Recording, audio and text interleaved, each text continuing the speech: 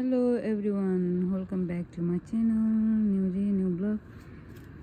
क्यानाडामा चिसो बढेर यो चाहिँ मेरो भर्खर ब्रोकली आउँदैछ हौ। 5-6 महिना भएछ भर्खर आउँदैछ, तर चिसो बढेर सबै मरिसक्यो खोर्सानीहरू। अब यसलाई भित्र सार्नु पर्ने हुन्छ। यो मेरो बोडी फलेको थियो अस्ति, अलिक राम्रो हुन्छ कि छिप्पिन्छ कि भनेर छोडिदिएको त झ्याङ्गे चिसो भएर यस्तो भएछ अहिले रातिको चिसोले। अनि टमाटरहरू चाहिँ यो उहिले तालु खेलेको टमाटर 5-6 महिना भएछ, पाक्छ कि भनेर छोडिदिएको, जस्तोको त्यस्तै छ अघि।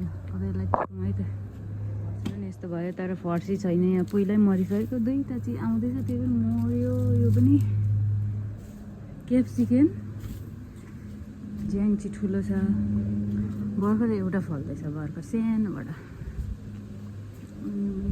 बोट मऱ्यो पनि दुईवटा फर्सी छ। यो एउटा अस्ति एउटा टिपेर मैले मम्मीलाई दिएँ, अनि बारी चाहिँ यस्तो भइसकेको छ उहिले।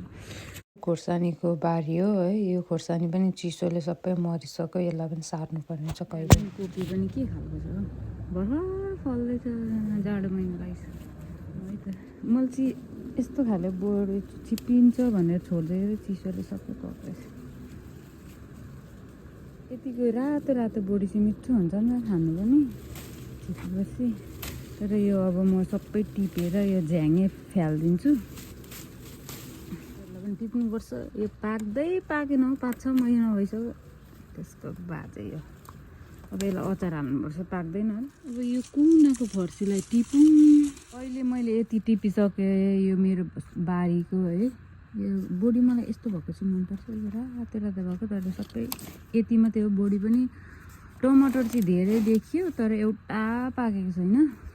अनि यो दुईवटा फर्सी यति मात्रै हो अहिलेको लागि, यो वर्षको लागि। अब नेक्स्ट इयर चाहिँ धेरै फलाउने कोसिस गरौँ।